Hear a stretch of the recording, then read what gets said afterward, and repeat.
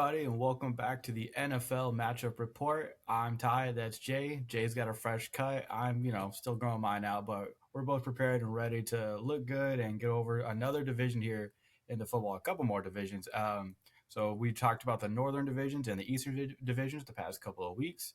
Now we're going to jump into the southern divisions, one that I think I was more excited about going into it at first than you, but I'm hoping that you've turned around and that you're seeing the glory that is the southern division. I will say, like, I think they're trending in a much more positive direction. I just think for years they were kind of the punching bag of whenever they got into the playoffs, it was like, ooh, like not necessarily an easy out, but it was you would definitely want to play them over a team or that was coming out of like the NFC West or anything. Yeah, 100%. And I mean, they still have their issues, especially the South. But like, there's more intrigue. It feels like, and more. I think you're right. Like, it feels like a lot of these teams are like a year away, where it's like, okay, like I can see where this is going at least. Where in the past with teams like the Falcons and the Panthers and whoever else, it was always like, even the Saints. Obviously, it's been like, where is this going? I can't. I mean, I basically just named the NFC South, but like, you get where I'm going with this. Yeah. But all right, man, let's get right into it. I think we're starting with the AFC South, correct? Yes. So we are going to start with the Houston Texans, who were 12-5 last season, and honestly, like this team is in the same boat to me. Oh wait, got can't forget the timer. We will be talking for hours, um, if this keeps going. Um, so 8-minute timer for each team that started now. Okay, like I was saying with the Texans, with the same way we talked about the Eagles last week, and a lot of people like swore the Eagles like you would have sworn this team was like 3-14 the way they were talking about them and everything. I think to some degree, it's the same way with the Houston Texans. And I know, yes, like historic defense, like that's what led this team. But every time, if you were to listen to anybody that like we're talking about the Houston Texans, they would swear that CJ Stroud was the problem, was the reason that this team wasn't able to make it like further in a potential playoff run. And I like yes he did play terrible in the playoffs. With that being said, his offensive line didn't help him. He was struggling with a poor receiving core. Like there were so many different problems that went into why this team wasn't as good as they should have been, and a lot of that doesn't just come down to CJ Stroud was bad. I just I just think so many problems and a lot of what went wrong with Houston in the playoffs was all equated on CJ Stroud, and I think a lot of that it doesn't entirely fall on him. And the Texans, I think, knew this because they didn't make any big drastic changes to bring in somebody to compete with him in the quarterback room. They just said that's our guy, bring him back another year, and then instead kind of like made some small minor change, like small minor additions, not really any big ones that you're like, oh, like that was a big help to the offensive line. Their biggest one offensive line wise was drafting Keelan Rutledge, who I'm interested to see. I was kind of like mixed on him at times throughout the draft process, but at the same time, I think if you're Houston, you need to do something offensive line wise, and it's a step in the right direction. And then they added Caden McDonald from Ohio State, who I think is going to be a great addition for them. Big Mac is his nickname, who will come in and like you don't have to.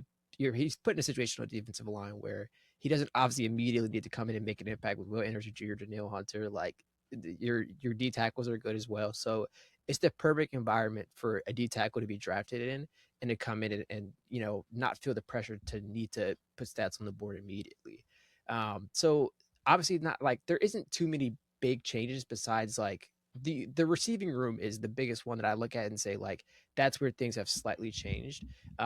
And it's mostly like with just returns. Like Tank Dell is coming back. Obviously, that's going to be the big like what does that even look like because he hasn't played in so long. But then they also like a big part of that is the health. Nico Collins battled a lot of injuries last year.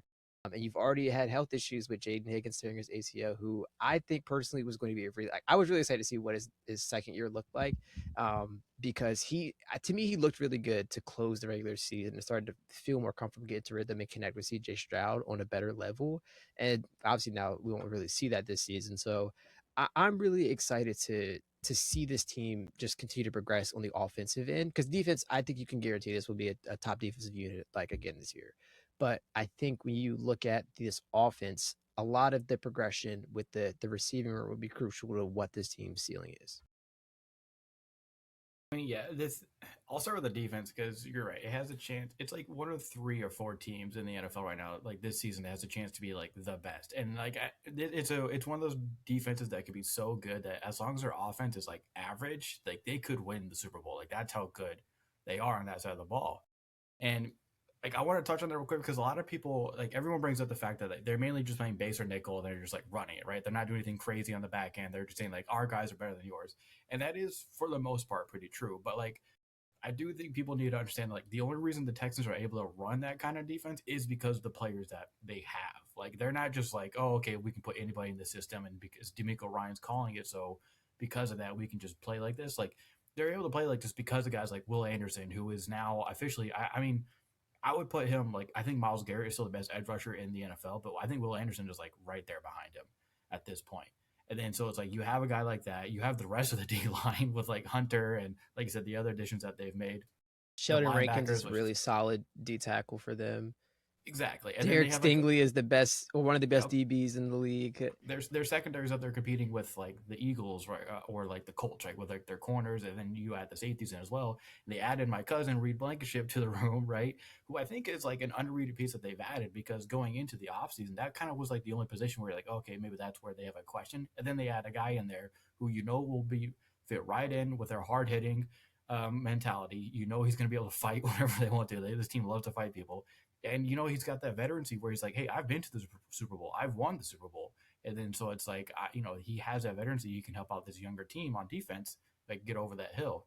And then just real quick on the offensive side, yeah, like I think the addition of like Teller, like you could say they reached on Rutledge like right there towards like the interior, but like Yeah. you know it was a huge need for them, and it's like you can kind of like understand. I don't like drafting for a need, but a team like this, it's like they really do just need to like figure out that O line, get their run game going because that was like they were so weirdly committed to running the ball last year, especially like on first downs where it just screwed them over. They were behind schedule nonstop all the time on offense, which again didn't help out CJ Stroud, who was constantly behind the eight ball. It felt like, and you know, getting hit like that constantly and always being behind that catches up to you, which is why I think you get a playoff performance like we saw. And they still almost beat the Patriots, by the way, even with the performance that CJ Stroud had. Like they were right there. So I think you just, you know, the offensive line just gets a little bit better, right? You just need kind of average play out of them. You add David Montgomery, a solid running back to go with Woody, and like now you can kind of get up off the ground. Like the loss of Higgins is, I think, bigger than a lot of people might realize because I think he was going to be a larger part of this offense. But I'm curious to see what the bounce back for Tank Dell could be because he was so damn good his rookie season. Like, not just for the athletic stuff, but like just the intelligence stuff as well. Like, he was a really good route runner. So I think the addition of him, they've added some more another tight end to the room to help out. I think this team, like, truly is one of the contenders in the NFL. Like last year was like a lot of dark horse stuff. I think this year it's like you had what you had last year, but I think they've actually like gotten better personnel wise. And then you had the continuity of everyone else. So yeah, this team truly is like I think upper echelon of the NFL this year. Yeah, the final thing I'll add is just to expand on the Dave Montgomery part of this. I think he like it unlocks a like unironically like just unlocks a different component for this team where they're able to, like you said, like get ahead of things, and not constantly have to force CJ Stroud to throw the ball, especially with a receiving core that you're hoping stays healthy. Like I said, Nico Collins battled a lot with injuries. Tank Dell is off of fresh off of two big injuries. Like there's a lot that you're working through.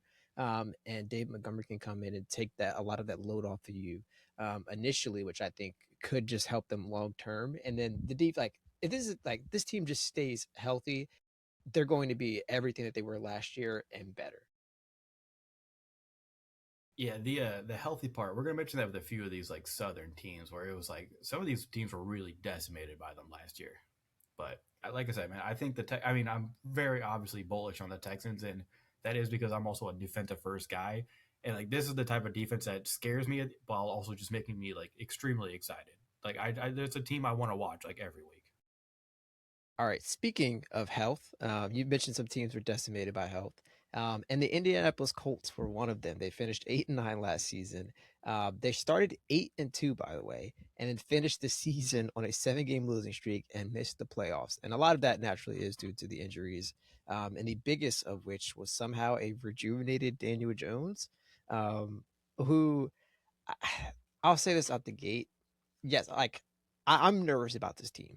I don't have as like I think to me the bad taste they left in my mouth with how they finished last season, it's like that stays in my mind, and I have them like because of that just like really low this year. I do like the addition of CJ Allen out of Georgia. I think he was a linebacker that kind of fell throughout the process, and I saw a lot of like N'Kobe Dean esque qualities. Like I know like obviously the Georgia connection is easy to make there, but I think when you watched him, he plays the same way as like a hyper intelligent linebacker that can kind of be everywhere on the field for you. And then AJ Halsey is a great like kind of ball hawk addition that they added as well in the safety room. But other than that, it's like, all right, you added Keenan Allen to your receiving room. You lost Michael Pittman Jr. Alec Pierce took a big jump for you last year, and similar to the Texans, I look at them and I say like, what does this receiving core look like? Because no Michael Pittman, Keenan Allen, you added as well, but you're kind of like, all right, Alec Pierce is our guy. You stuck with him. Now he's got to be this number one guy for you. And I'm also really interested to see like what does this mean for Tyler Warren as well? Like, do they use him continuously more in the passing game? Because I think he got a decent load his rookie season, but like, what does that look like moving forward for him long term?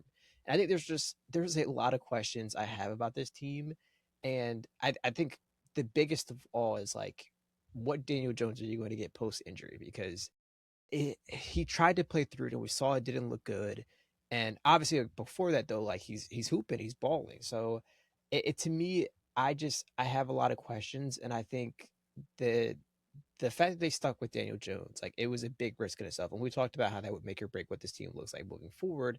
And to me, I don't have a lot of confidence right now to say like this is a team that I think could repeat what they look like to start the season.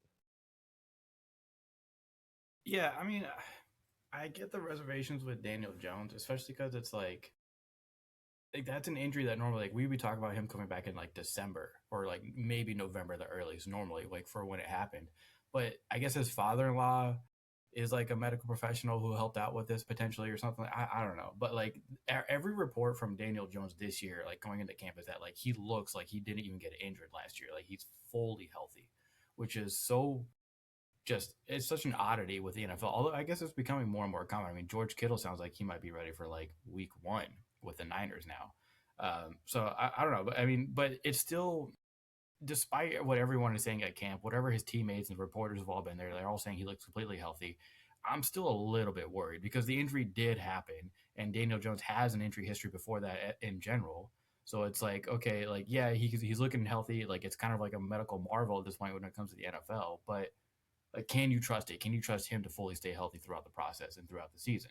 So I don't know that there's a little bit of reservation there for me. But if he is fully healthy and he looks like he did in that first half of last season, this offense was sensational between him, what he was doing with guys like Alec Pierce and Tyler Warren, and then obviously Jonathan Taylor just being the best running back in the league for like those first like 8-10 games. It was actually kind of nuts what he was doing. It felt like he was getting 3 touchdowns a game, which he kind of was.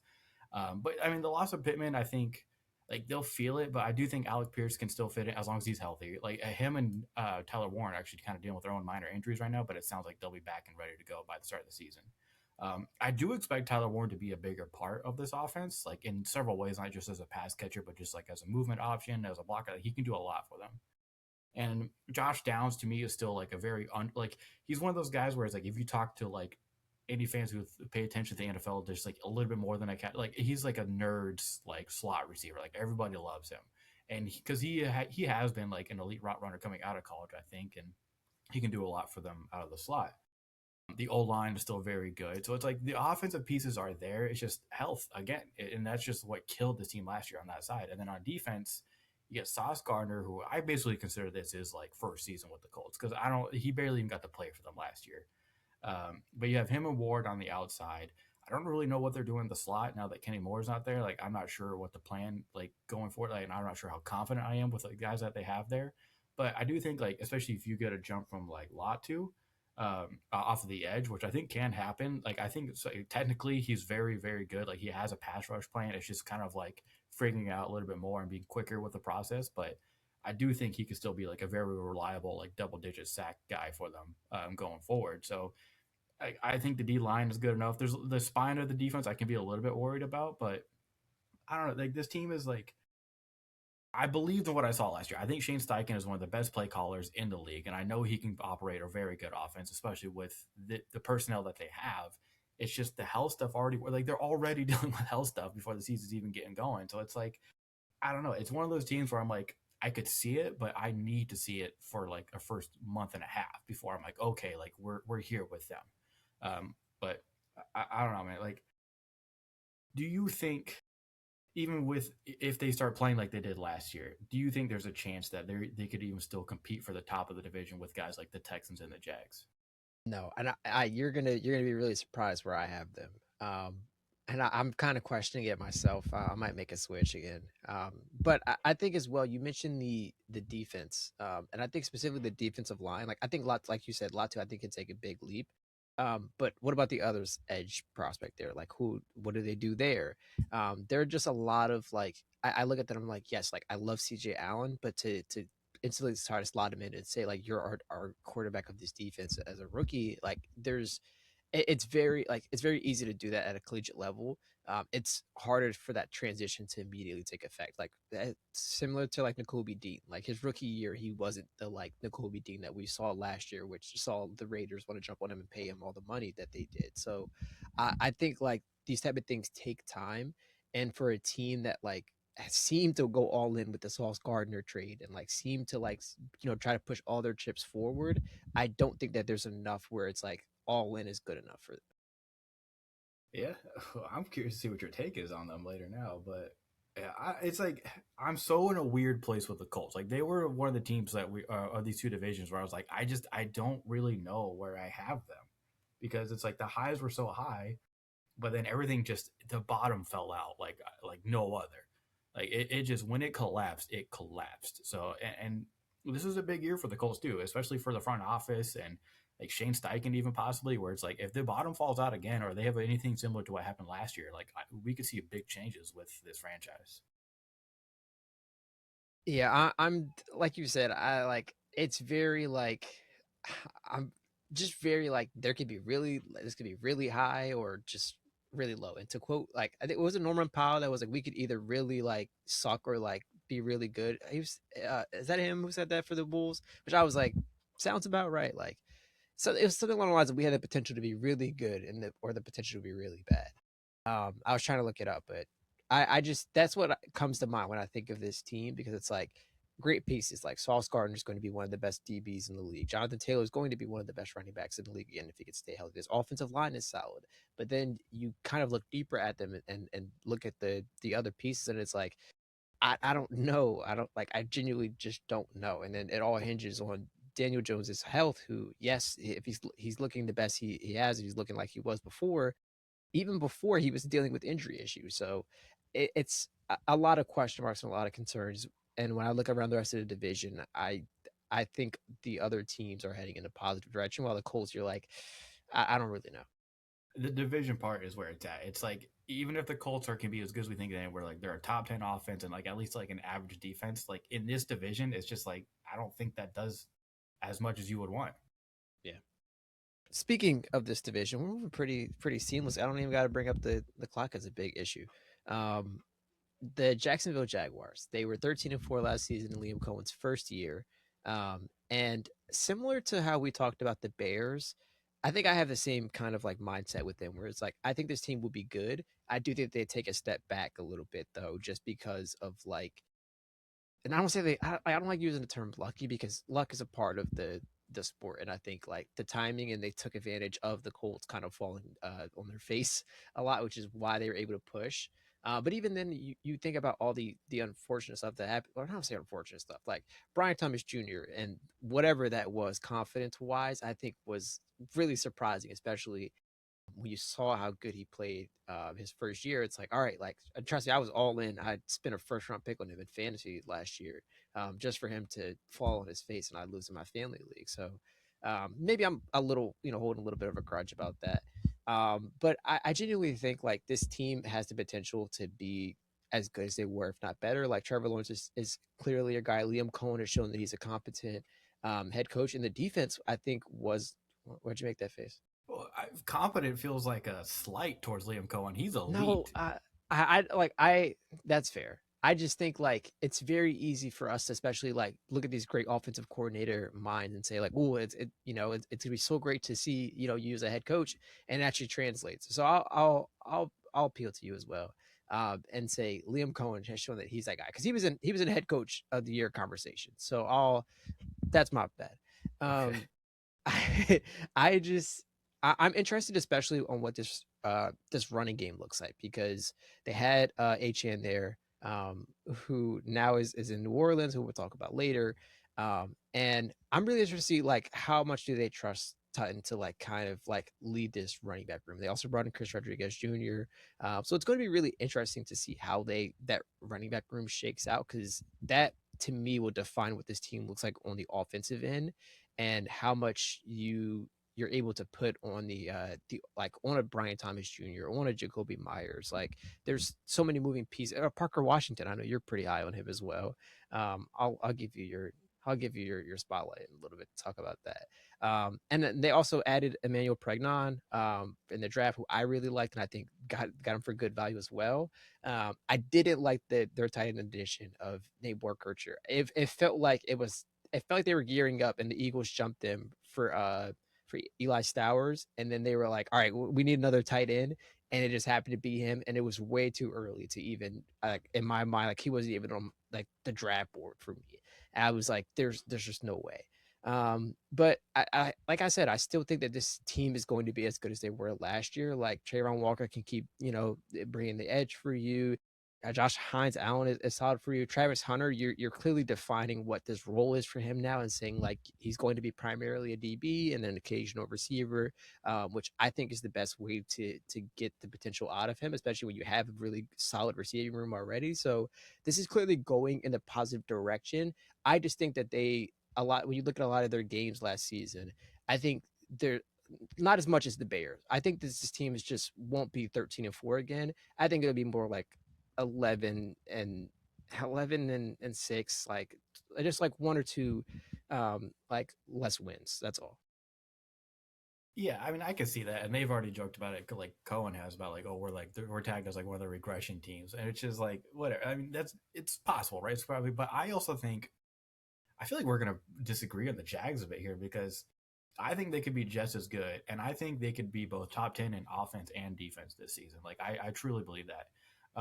On offense, dude. All right, yeah. Let me get my Parker Washington soapbox here. He has I think, and the only reason I'm not going to say this definitively is because of Brian Thomas Jr. But Parker Washington might be the best receiver on this team, hands down. Like the tough catches he'll make in traffic, the route running, just the chemistry that he has with Trevor Lawrence is, I think, a big part of that. Like he can do literally everything for them outside and inside, and because I don't think it should be played down. They were really trying to force the ball to BTJ last year. Like really, like he was clearly the focal point. Whenever they got Jacoby Myers in, and then it was him and Parker Washington doing everything together, they were one of the best wide receiver duos in the NFL. Like statistically, all of that. Like just on film, they were just so damn good. And Trevor Lawrence clearly connected with them. And in a way where it's like that's why they went on it. Was it like 7-1, 8-1, whatever run it was to end the season? Like part of that was because of the addition of Jacoby Myers unlocking Parker Washington, and then they also, at the very beginning of the season, it felt like the beginning of the season was like, especially that first month and a half ish, it was like force the ball to BTJ and try to run the ball like as much as we can.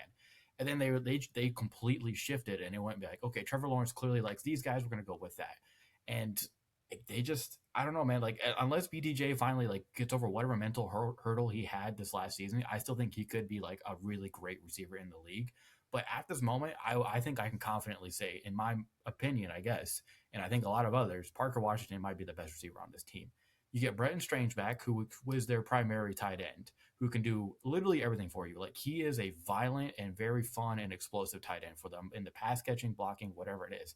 And all right, you're down on the rookie tight end. Burt Kreischer, I think is how you say it, right? Dude, I'm all in on it, and this shouldn't be surprised with how you've heard me talk about tight ends in the past. I'm not a Star Wars guy. I'm just not, and everything I've seen so far in training camp kind of proves me right with that.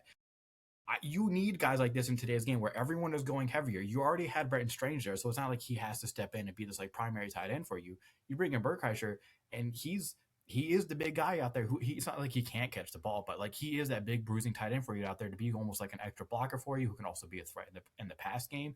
And I think because now they're going to be a little bit more committed to the run game, and I think a little look a little bit different. Everyone's putting Tootin as like one of the breakout guys this year, which he easily could be. Like he could be like a breakout running back this year.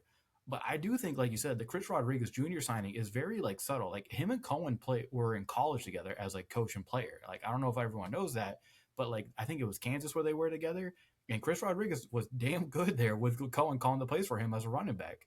And I think you add that, like obviously they're familiar with each other. Chris Rodriguez knows what he wants to do in the run game. I don't know if he's going to be like taking a lot of snaps away from Tootin, but I do think he'll be more in the offense than people think he is. And then I'll just get to the defense. Oh, and the O line again, we're gonna say this again. Just be healthy. They found something in what was it, Van Lanen? Yeah, Van Lanen last year, where it was like he actually stepped in and played pretty well for them at tackle to the point where I'm like maybe he should be starting. But like there is a little bit of depth that they have there, and if they're healthy, like I think especially like passing wise, this could be like very good for Trevor Lawrence.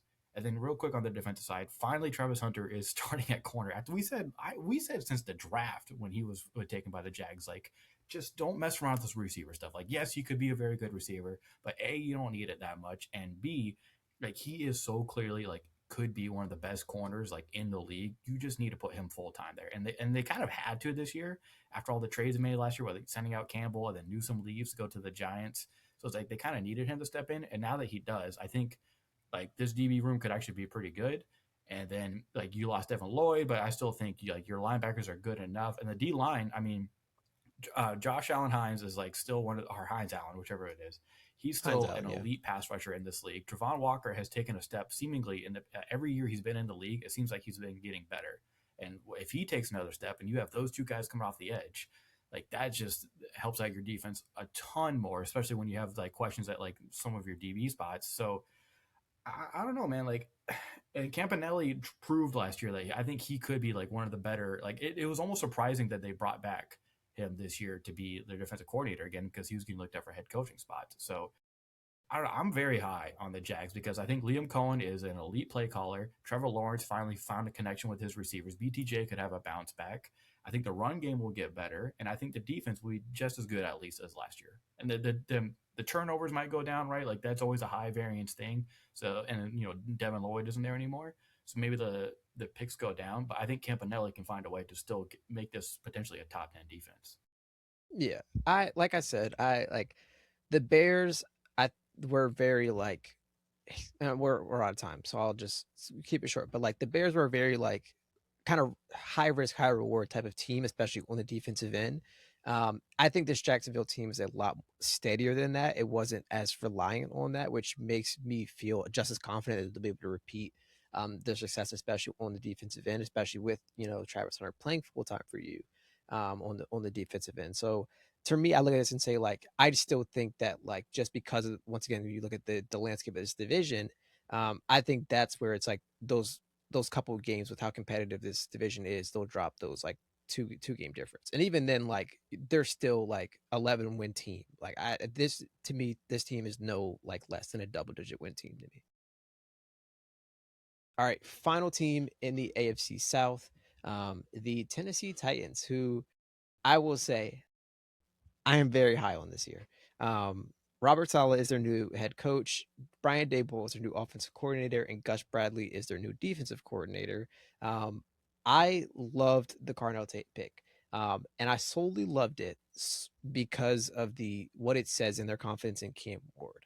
And there was a there was a lot of discourse about rookie quarterbacks last year, and I mentioned this last week. I don't think Jackson Dart has done enough where you can look at him and say he's our he is our starter moving forward for the Giants and everything.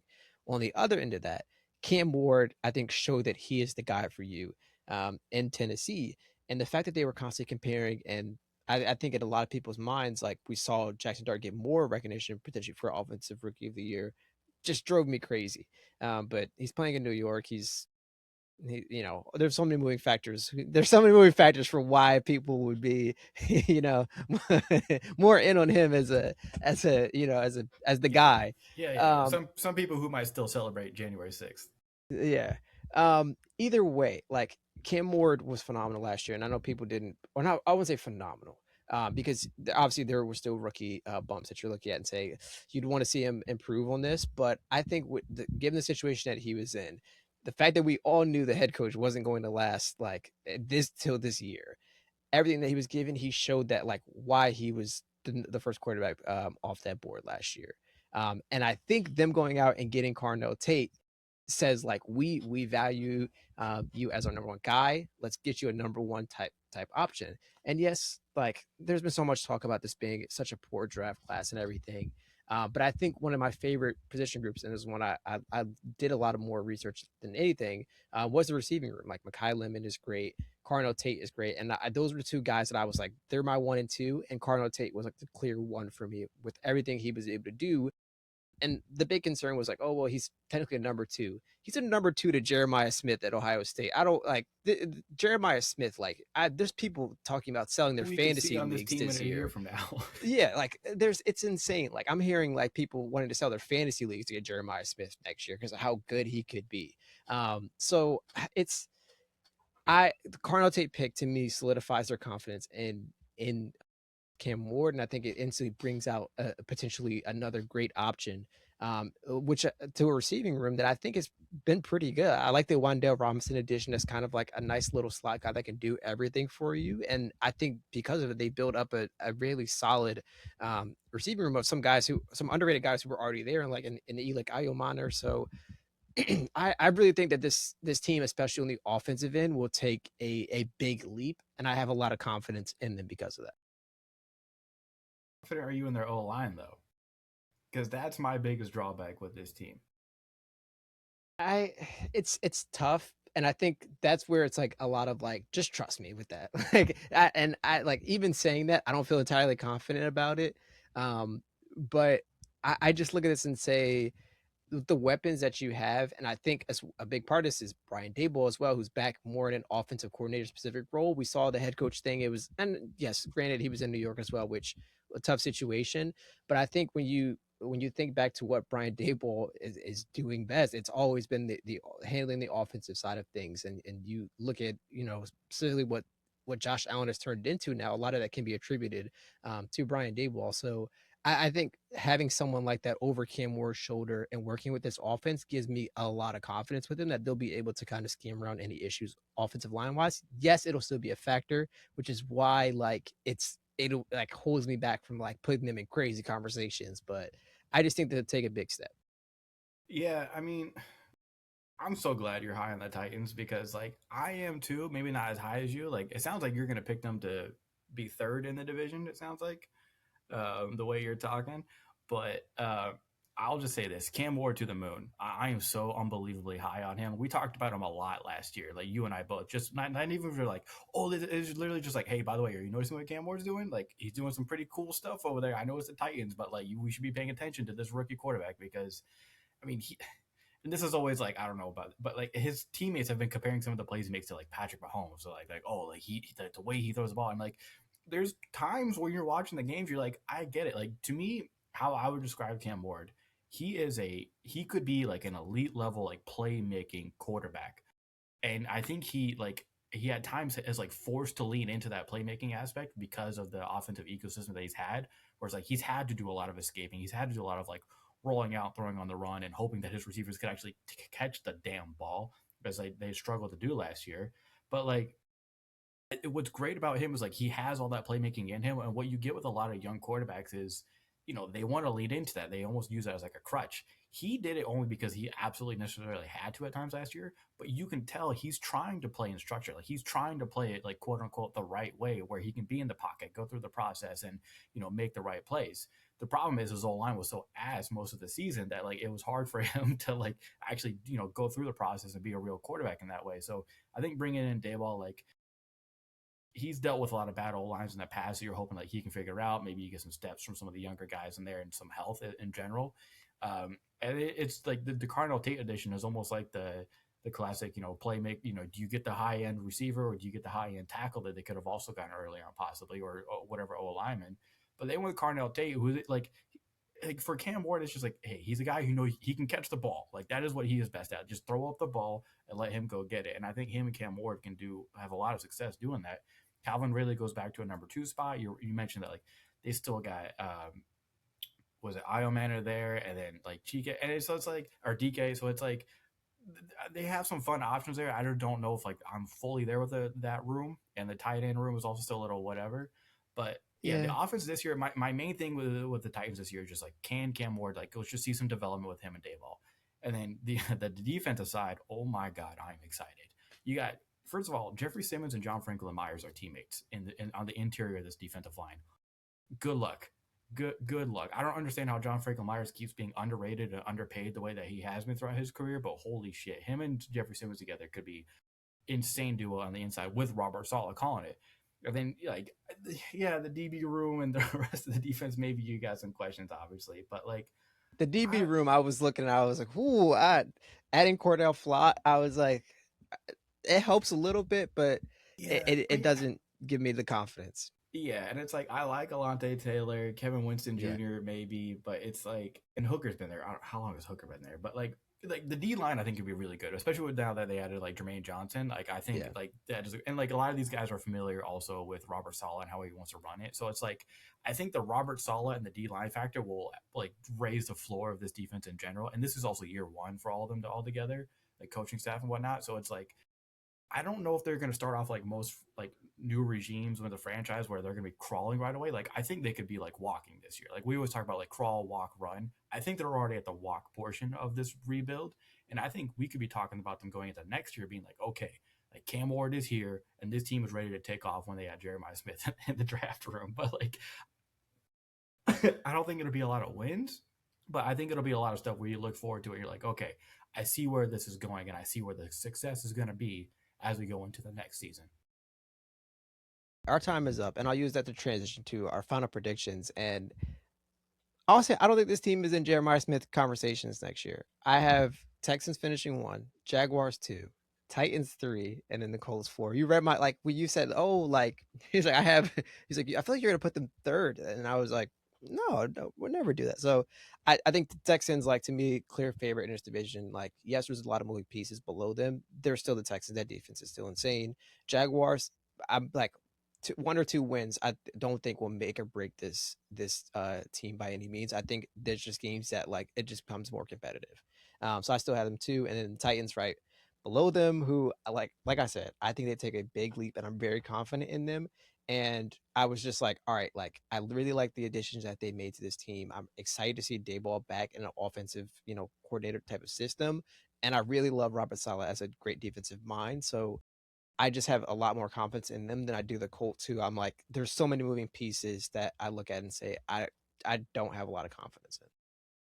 Yeah.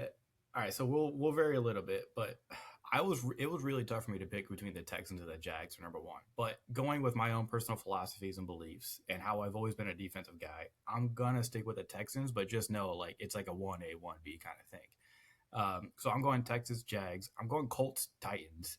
Um, I love your confidence in the Titans. I'm like when I tell you I'm like I'm right there. Like I'm literally like if Daniel Jones wasn't reportedly like apparently like superhuman when it comes to like recovering, then I probably would have the Titans at third. But I don't know, man. But trust me, I'm gonna be watching the Titans every week, mainly because of Cam Ward and Jeffrey Simmons. Okay, we're gonna move over to the NFC South now. And why not start with the Atlanta Falcons, who Yeah, added let's get him Kevin out of the way. Stefanski as as their new head coach, and then added Tommy Reese as their new OC. All right, biggest addition off the rip. Tua turned the ball over. Which I he did a lot last year. Yes. Okay, look, Tua Tagovailoa they added. Um, I I don't have a lot of confidence in this quarterback room. I want to be a big fan of Michael Penix, but he's often injured for a player We that's just had don't know. yes for a Yeah, player who's had a bunch of injuries as well, and then you add Tua, who speaking of injuries, I feel like he's one more concussion away from like, dude, we gotta like medically retire you. Um, I will say though, like this offense has the skill position pieces where it's like Bijan Robinson is going to be Bijan Robinson. Like he's going to be in contention to be the best like running back in the league. I like the Brian Robinson Jr. addition as someone who can take the load off of him, and hopefully it's not like a total like you know red zone option type of thing where Bijan doesn't get the touches in the red zone. But Drake London is there. He just got paid. I like the addition of Zachariah Branch, the rookie, and he's apparently been turning heads as like a nice speed option, which is what we saw from him. And you're kind of hoping like to see more diversity in his kind of like receiving skill set. But at least for right now, you can take and put him in the role of like potentially even your kick returner, your punt returner as a dynamic runner there. But everything He has to. I need it. He has to return kicks. He has to. I just based off of his USC tape alone before he even got to Georgia, he has to. All right, that's all I had to say. that alone is kind of why he like was talked about, and then you consider the options that you can do with him in a lot of like maybe screen action or just like using him over the slot. It opens up a lot of potential. And I think the Kyle Pitts last year, I think it's real. I, Obviously like we've been waiting for it year after year, and you're like, oh, like when does the Kyle Pitts like he's the guy take over kind of conversation. And I think what we saw from him last year, I think I think we'll see that again. And I was gonna say like I still want to know like what Rod Wave said to him that like kind of got this thing clicking, because if so, I might just need Rod Wave to be my kind of like life lesson coach. But on the defensive end, they still have AJ Terrell, who was one of the better, DBs in the league. The the the D line room, I'm still looking like I don't have a lot of confidence in. But I think that's where a lot of this is like, all right, Stefanski, like let's see your magic. Yeah. All right. So the biggest thing with this team is the quarterback. Like it's so frustrating. This offense could be, I mean, top 10, if not even better in the league if they actually had their quarterback figured out, like legitimately. Like I was a big fan of Penix coming out of Washington. Like when he was, going into the draft, I thought he did a lot of things well. But yeah, it's just been. I don't even think he's played a full season amount of games yet. So it's hard to get a proper evaluation of him. And then you have Tua as well, who it's like you can't rely on him to be healthy either. And the preseason hasn't looked good for either. But it's just like we don't. My guess is it'll be Tua starting the year and then Michael Penix finishing it again. But I mean, we'll see what happens there. But Drake London is still one of the best receivers in the league. Bijan Robinson is probably the best running back in the league. And I think with Stefanski, what we've seen from him with the Browns is that he was always hovering around like the top 10 when it came to like rushing rate. So it's like they're going to run the ball more than we've probably ever seen them run the ball before, like with Bijan. So I think we should expect a huge season from him. Like think about like Nick Chubb's best season with the Browns. Like that is what Stefanski wants to go for. They're going to be a run first team. So And and then Bijan's with a lot better than Nick Chubb. No disrespect, I love Nick Chubb, but yeah, different No, yeah, levels. Bijan is like a special talent. So like it could be like a monster season for him in that sense. And the O line is still like while it is getting older, it is still like a very good O line. So like they could like I said, it's like the only question for me really is the quarterback because I am a big Branch fan as well. Like since his freshman year at USC when he was there with like Caleb Williams, I was like, holy crap! Like he's got the juice. Like he could be like all you have to do is look at a guy like that, right? Put him in the slot, get the ball in his hands, and let him work his magic. Like he just is one of those guys. I think. So you do that. I'm right there with you with the Kyle Pitts stuff. Again, it all just comes down to the quarterback and whether or not they can stay healthy and make the anticipation throws that this kind of offense requires you to make. The defense, brother, I'm out. When I tell you I'm so unbelievably out on this defense, they're losing more than half of the sacks they got last year when they broke a franchise record between James Pierce Jr., who miraculously only got an 8-game suspension after what he did to his just the whole look it up. Okay, the domestic abuse stuff, him stalking his girlfriend, like it. The fact that he only has 8 games suspension is absolutely nuts. But so they're not going to get him back until halfway through the season. Jalen Walker, who looked awesome at times last year, like really, really big fan of his. He's going to be out for the season with injury.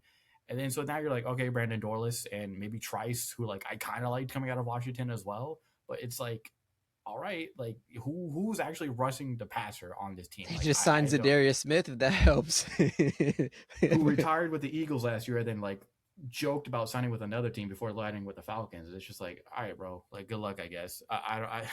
Yeah, I am so. And then AJ Terrell, awesome.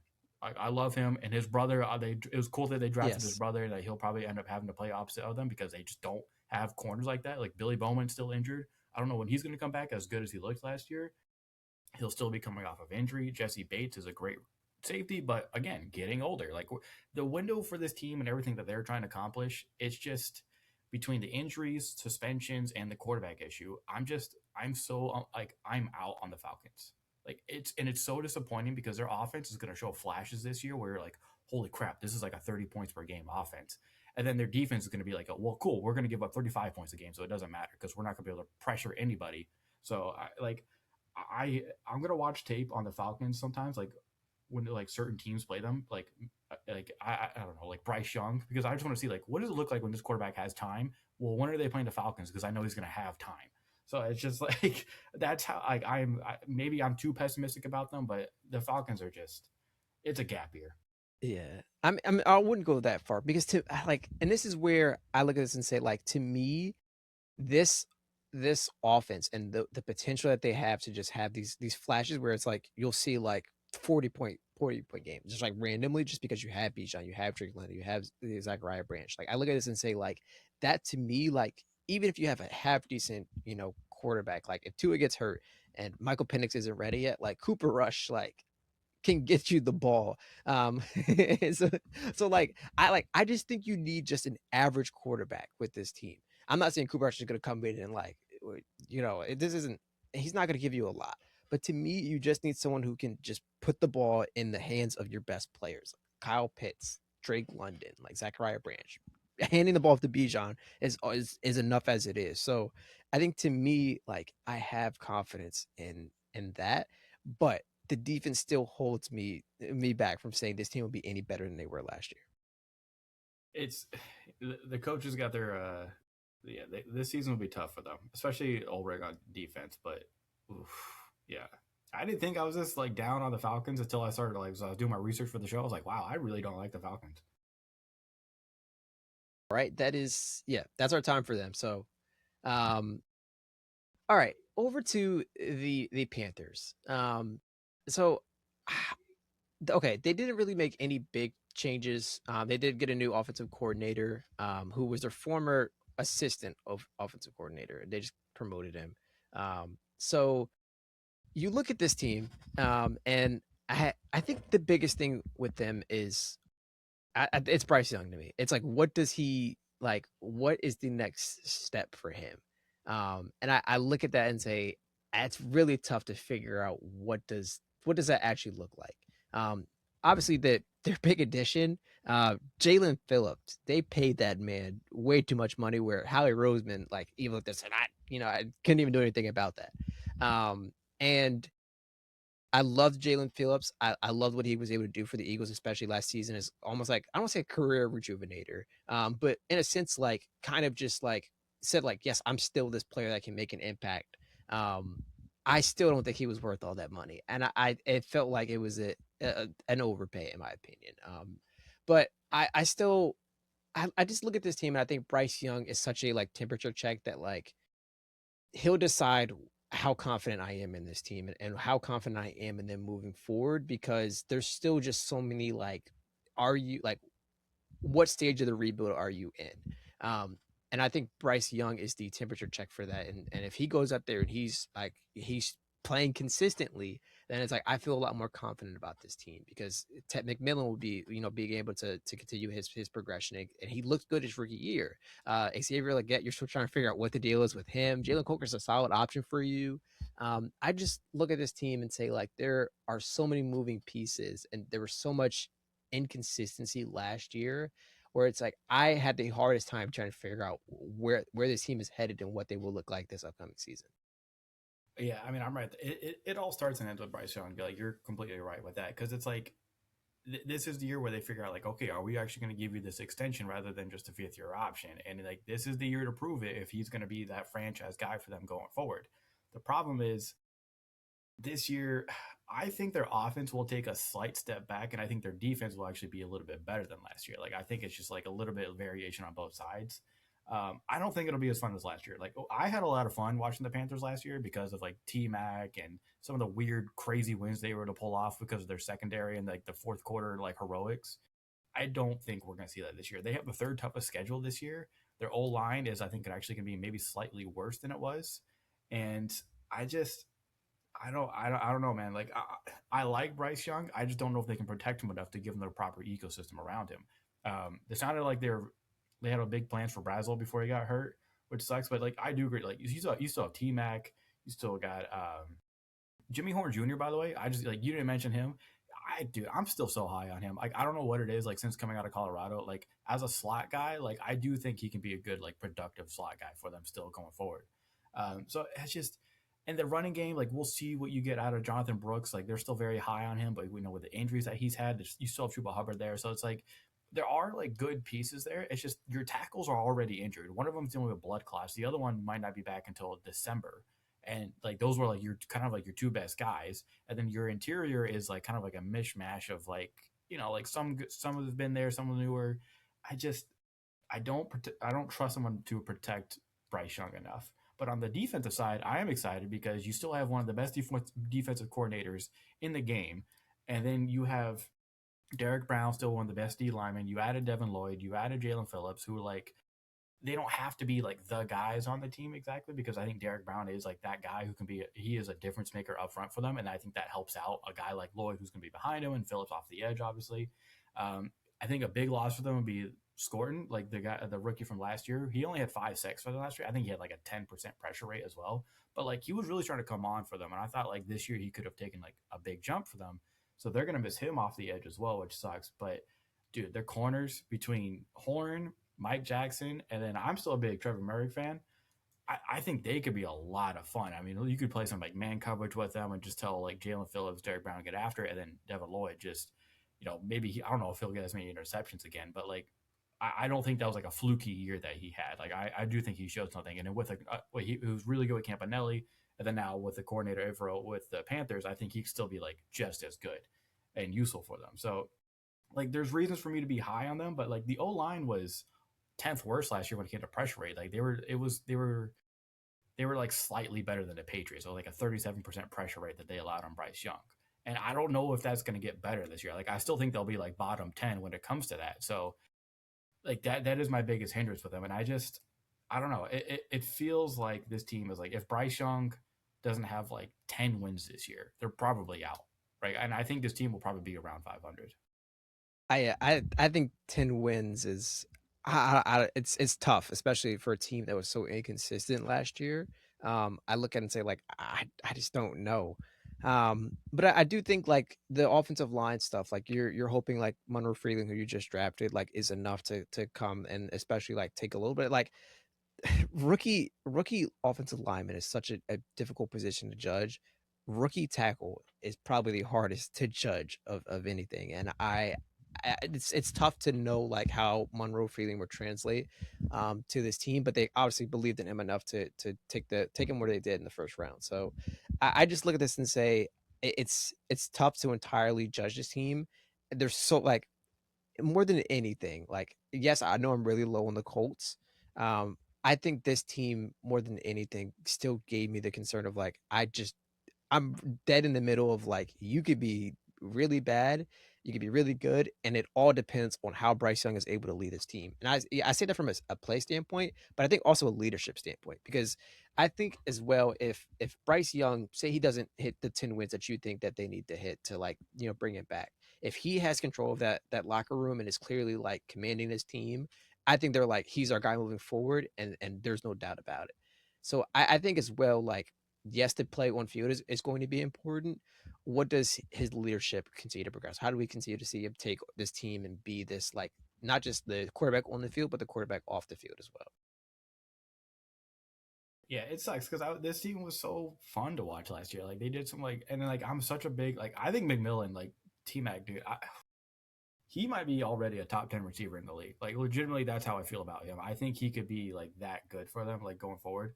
Um, it's just and like I don't want to make it seem like I'm down. Like I'm a Bryce Young fan. Like I do think he could be an effective quarterback in this league. I don't think the Panthers like I said that this is why this year is so big for him for evaluation from like his entire franchise. But I don't know, man. Like there's too many questions for me on offense. I think the defense could sneakily hover around like top 10, 12 in the league because they were average last year with less personnel that like you were more confident in. So I do think the defense could do a lot of carrying for them. I just think the offense won't be able to protect well enough. It's fair. All right, we will progress to the next team, which is the New Orleans Saints. Um, okay, this is yes, like the AFC South. Like I was relatively just kind of like mixed about and had different thoughts. The NFC South, I'm like, this is why I think like they get a bad rep about like things being less competitive. Um, and like the Saints are Well, like, I'm sorry, you talking about the division where you can go 8-9 and have a home field advantage in the playoffs? yeah, exactly. Um, I think okay. First, typically, like we look at it and say, like quarterback is like the biggest issue, and it's been the biggest issue with these teams.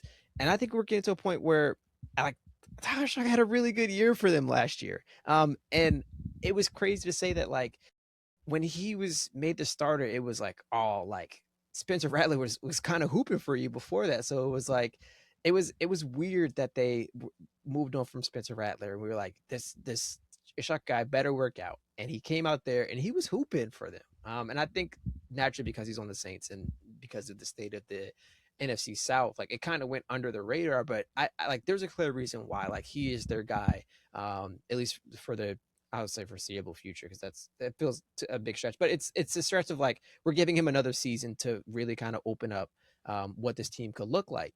Do you know And how they old Tyler Shuck will be at the end of his rookie contract? like 29. 30. Oh my, okay.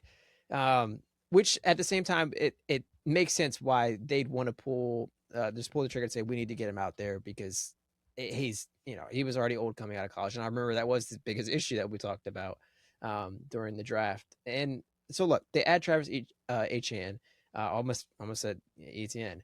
Um, and they already have Alvin Kamara there, which it definitely helps a lot with taking the load off him, especially as he gets older. We've seen that like he doesn't have the same, say, explosiveness. He's battled some injuries. He's already battling a couple injuries during the camp already. So having HN there definitely helps take the load off of him.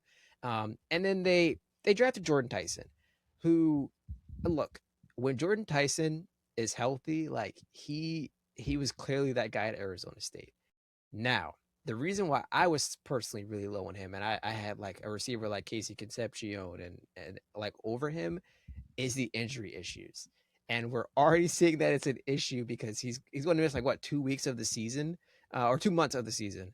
Um, where I'm like, this is insane for a player that you spent a top 10 pick on, and you knew these injury issues were a concern coming out of the draft already. Like I was like, all right, Mekhi Lemon should go before Jordan Tyson in my book. And then when Jordan Tyson went, I was like, all right, like I understand the Saints wanting to be aggressive. They are probably like thinking Cardinal Tate, but Cardinal Tate went off the board early with the Titans being a bit more aggressive. And so I think that like probably caused a bit of a spiral, and Jordan Tyson gets pushed up in that chaos. And like I was really low because I've been burned way too many times on players that have had injuries in college, and that you're just like, all right, like let's just hope that like you just hope that he gets healthy and he shakes out.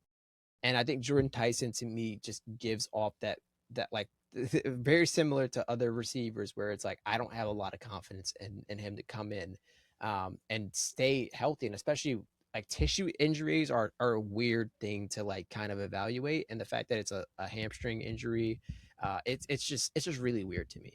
And then you look on the defensive end of this for this team, and I still had just a lot of questions. I think Chase Young showed a lot for you last season that Dude, was he is genuinely very good again. yes, which but I want to see it a second season. I think it's just a lot of like very much as how we've talked about the quarterbacks decide like where this team's fate is.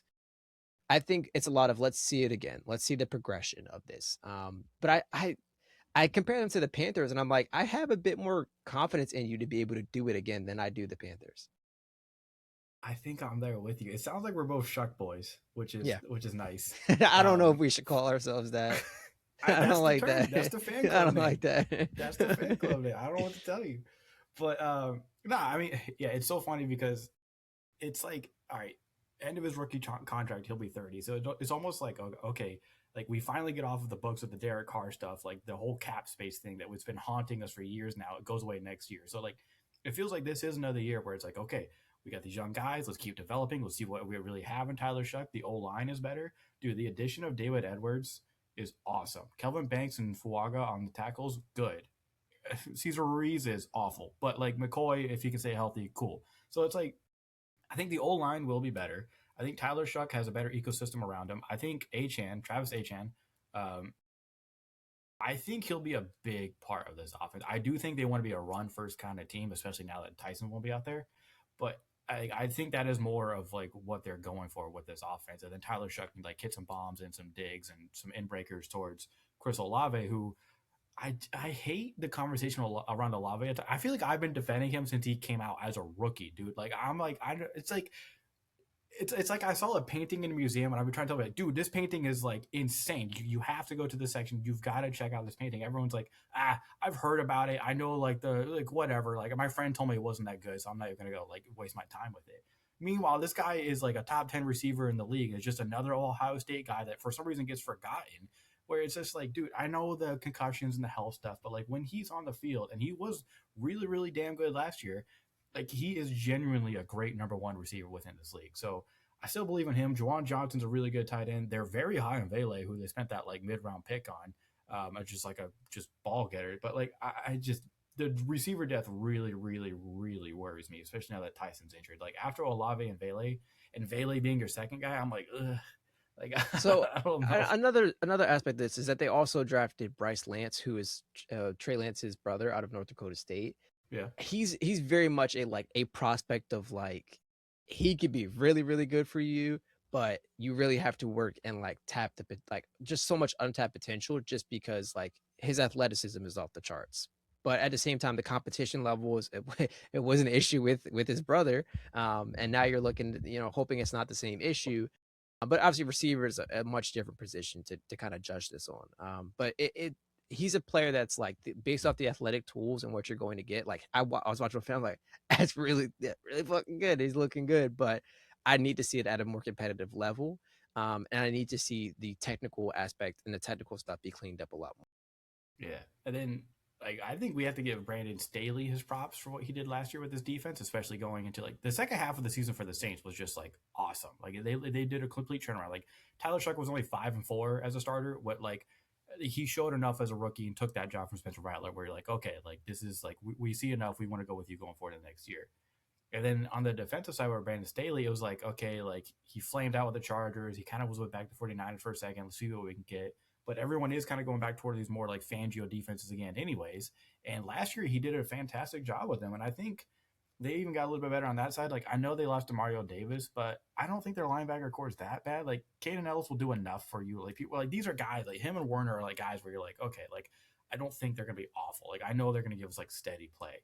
The D line is what worries me the most because like as good and like Chase Young would legitimately was like very very good for them last year.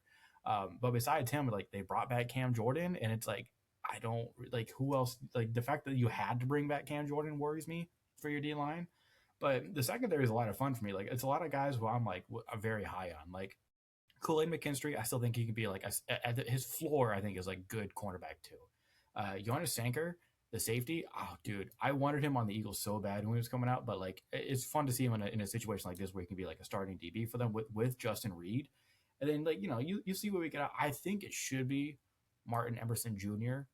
starting opposite of Kool Aid, but I don't know. They keep messing with the depth chart over there where it's like one day I'm looking at it and it's Quincy Riley, then the next it's Emerson Jr. So I'm like, I don't know what's going on there, but I think Brandon Staley like if they can find some way to generate pressure, and I think guys like Pete Warner can help like that as like a linebacker going downhill. I don't know. The secondary holds up. Like the defense can at least be average enough. Where if the Yes, offense can hit the numbers that we think they can at times, like on the high end, like this could be a team that surprises people and even makes a push to like win the division. I wouldn't go that far. I would say like to me, this team just like it's a very like at the even I just think they'll be a very mediocre team. And I think oftentimes Well, like in this division, but that's all you need at times with this division. But I still think like and once we finish, I'll like just say that I still think you look around and say I don't think mediocre is will be enough just this time. Which is crazy because I've been talking about this division the entire time. But final team, that is the Tampa Bay Buccaneers, and very much how like every team like I felt like all the teams in this division, it was a tale of two halves, where it's like or I would say for the Panthers, it was a tale of like, what are you this week? But the every other team, it was like a kind of a tale of two halves, where it's like, what what are we going to get from you consistency wise? And the Bucks, the second half of the season or first half of the season, they looked good. They like we were seeing Baker Mayfield in MVP conversations, and he was like, clearly the guy, like clearly or showing that this team could be dangerous. And then the bye week hits, and you only win 2 games after the bye week, and don't make the playoffs. And it, it's a lot of that. Yes, comes down to like injuries. Like Emeka Buka was phenomenal for them to start the season when they didn't have Chris Godwin. Mike Evans was battling kind of injuries where you're like, this is new. They were in new territory with that. So it was they were very much in a situation where it was like you had a lot of like genuinely like unfortunate luck. At the same time, you needed to take advantage of a bunch of different opportunities, and especially when the division around you was so weak, you should have you shouldn't have lost to Carolina. Like you shouldn't have lost to Miami even, or even the Saints one of those times like that. There's a 3 week stretch where they lost to all of their division rivals, and I was like, that was like where like the confidence for me like went out the window for them, because I was like, eh, not obviously easy wins, because obviously division rivals always amps up a lot of different things, but I just looked at it and say like those are games that like when you're in control of the or should be in control of the division, you need to take advantage of and actually win these type of things. So that was my frustration with this team, is that I just didn't feel the confidence. And then the second half, where it's like I wanted to keep believing in them because of the personnel that they had. And Baker Mayfield was still the guy. Bucky Irvin was looking good for you. Like you had a really solid receiving core. They just couldn't stay healthy, and that was the biggest fault for them. Yeah, I mean, I completely like. I'm pretty high on the Bucks, especially on offense. Like, I still think they have one of the better O lines. I think Baker Mayfield is still a very good quarterback when healthy, and Yeah. I think if this year the O line is healthy, they can protect him. Like, I think Tampa Bay, of all the teams we've maybe been talking about, well, maybe except for the Colts, like I think health was like one of the biggest factor for this team last year. Like, it really was. I mean, just across both sides of the ball. And I think on offense, especially when it's like, okay, like we're getting Chris Godwin back another year removed from that bad injury they had. Ibuka, who's been dealing with some injury, but like they're saying he'll be back soon. But I like Jalen McMillan. They like Tez Johnson. They added Bucky Irving will come back healthier as well. Who like wasn't it weird last year where it was like Bucky Irving, like he's hurt, but like he'll be fine. He'll be back this season. And then we just like never saw him. It was like so much Rashad White. I was like, what the hell? I was like, I thought Bucky Irving was coming back. But they added Kenny Gainwell to the room with them to replace Rashad White. Basically, I think that's a crazy good, like underrated signing for them. He was so good for the Steelers last year. They called him out as like their MVP of their offense last year, if not even their team. So it's like I think that's a really good underrated addition for them. And you've got Baker Mayfield, who's clearly upset that he doesn't have another contract. Vita Vea just got signed to a 1 year, $30 million contract. And I think out of everybody on this team, the person who has the most to prove is Todd Bowles. I think Yes. unless they like somehow crazily exceed expectations and make it to like the conference championship, this might be it for Todd Bowles. Like I think and I think the front office is like showing that with the moves that they've been making. Like you're not extending Baker Mayfield. You're kind of being like, hey, can we get a healthy, like successful year out of you again? Vita Vea only gets a 1 year. Todd Bowles is clearly on the hot seat. It's like, and they've been adding more youth to this team where it's like, okay, like it's getting to the point where like we need some new ideas and like a new way to go about things here because it's been getting worse each year with Todd Bowles, especially Yes. the And defense. and yeah. And I think especially the because of the tale of two halves, where it's like you were in a great start, like everything was trending in the right direction, like, and you were still waiting for pieces to come back, like you weren't fully healthy at that point, and then the bye week happens, which is supposed to be the let's re up, let's go back at it and try again, and you fall off after that. It's tough, but a couple of the additions that they added, I really liked. Like Ruben Yeah, Bain Jr. was a player that like he was very tough to judge because like measurements was like it's such a weird talking point with draft stuff, but him having like really short arms, especially as a defensive end, it makes sense. Like to think about that as an issue in the same way it would affect a tackle like Will Campbell. It's like you were watching the film and it's like tackles are getting to him like really fast. With that being said, the power and the strength that this man has, it kind of almost goes out the window. it's like And power, strength, and motor. Like he's yes, just topping all those.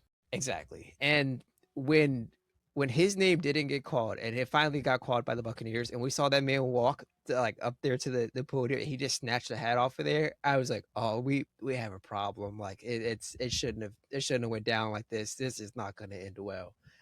Because he can like at Miami, you saw him completely wreck games. And I think like yes, the arm length thing is an issue, and then there's also the off the field stuff that you're worried about. But we've seen that like off the field issues for defensive ends and defensive tackles just seems to kind of be an issue. And if, as long as you structure them and put them on the right path of like, let's keep you away from the negative environment of like, I know he's literally staying in Miami, so not entirely potentially helpful, but you're just like, all right, stay out of the craziness, just work positive, and you clearly see that the on field talent is there. You can work around the arm length thing because of how strong he is. I think it's a positive. Like he's going to be there and he's going to make a difference.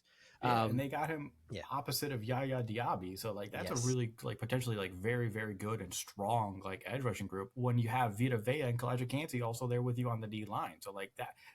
The thing with the defense this year with them is like I'm mainly worried about the corners. I think the front seven could be very Yeah, very good, and I like the safeties in Winfield and Tyke Smith.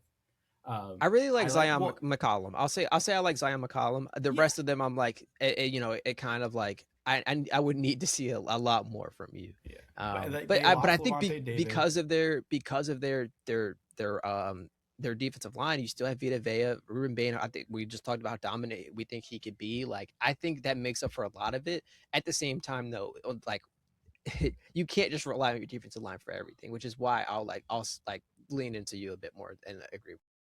Yeah, and then I think also like their linebacker room got a makeover, and I think Alex Anzalone brings you like you're going to get good steady linebacker play out of him more than you were getting out of Levante David. They all are like obviously he's like a Tampa Bay legend, but like he was clearly past his prime like with the age and everything like that. And then they are so high on Josiah Trotter, and in the preseason so far he's looked damn good. So we might see Jeremiah Trotter's younger brother get a chance before he does to be a starter. But like it looks like it's That's well crazy. deserved. And like I don't know if he pops and you got Alexander Loney there, like that front seven could just be like enough where it's like they'll be able to help out the corners. And it's Yeah. not like they're gonna as long as the corners can play a little bit physical and hold up long enough for the pass rush to get there, I think it could be fine. But like I said, this is where it's like the Todd Bowles stuff, right? Like, can he change his schematics and like with his personnel enough that like he supports them, or is he just going to be stubborn?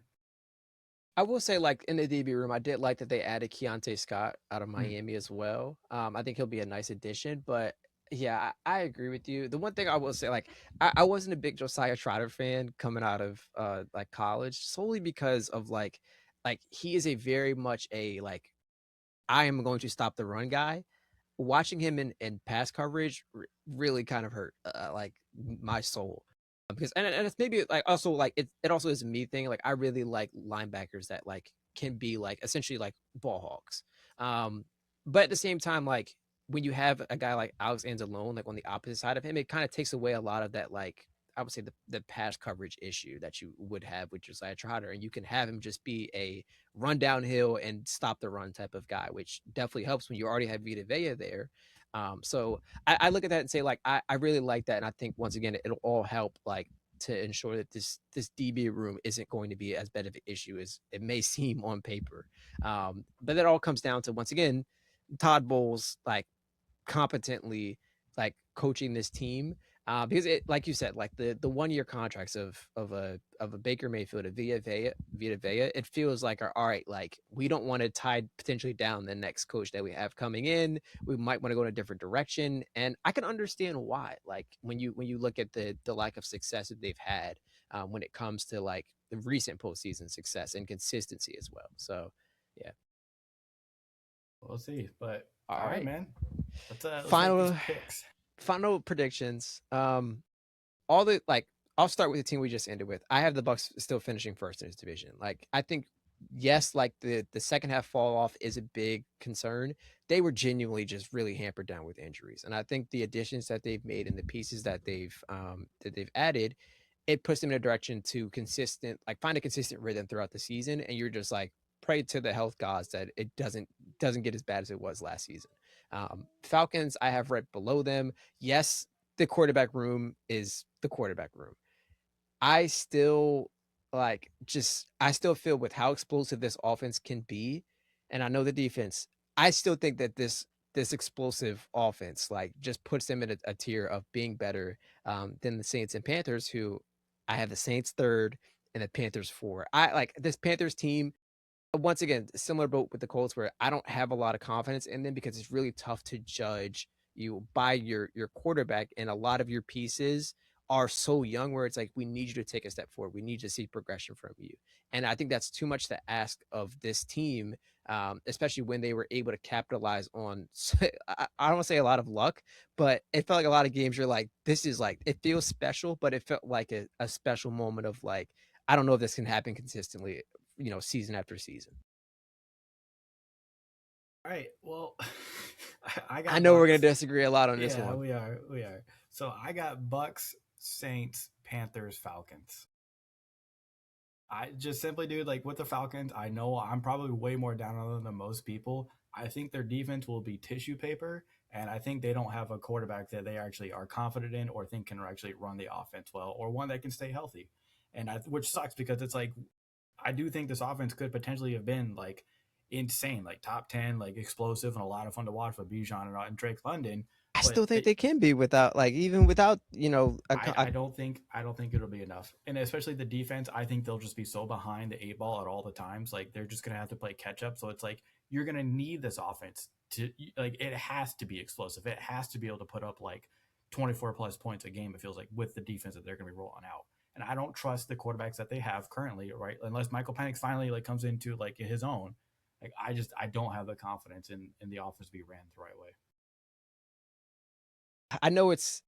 I will say as well with the defense, like, yes, like there are big concerns, but I think we had a lot of concerns about them last year, even where it was Yeah, like but last year they had exciting kind of like edge rushers that were going to come in and help them break the franchise record. This year, both of those guys are gone but because we didn't really know that they were gonna turn out to be that. Yes, like we were like Jalen Walker looked great coming out of there. I know the the it, I don't even want to say his name because yeah, eight game suspension doesn't do it justice. But even that, like that was a pick where it's like you're spending a really high value pick on it, and they traded for that. So I think it was a lot of skepticism about like that additions that they made, and it just so happened to be that it just clicked and things worked. So I'm not gonna sit there and say that that works because I still think you need the personnel for that.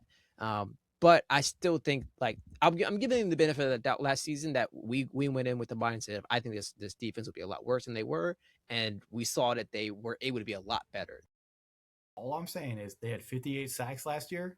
I'll be surprised if they go above half of that this year. That's just where I'm at with them. I'm just putting a lot of confidence on Jeff Ulbrich here and saying like, go do it again. I love Jeff Ulbrich. I hate his defensive room personnel.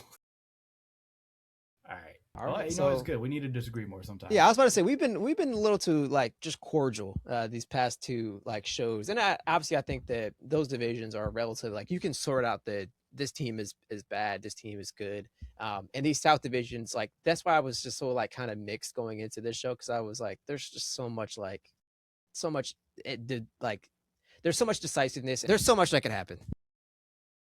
Yeah, the variance with both of these divisions is kind of crazy, man. It's like I wouldn't be surprised if I was so off about this. Like if the Falcons end up like being like second in this division, I'll throw my hands up. But just these are the vibes I'm getting right now.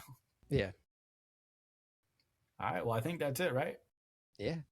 All right, well that was the Southern divisions. A lot of fun. Like I said, it's very confusing divisions. It's hard to pick like who's really going to pop this season, but very excited to watch how it all unfolds. But that will be it for us for this episode. We'll be back next week with our final preview show where we'll be going over the Western divisions. I'm sure we'll be just as contentious with some of those picks.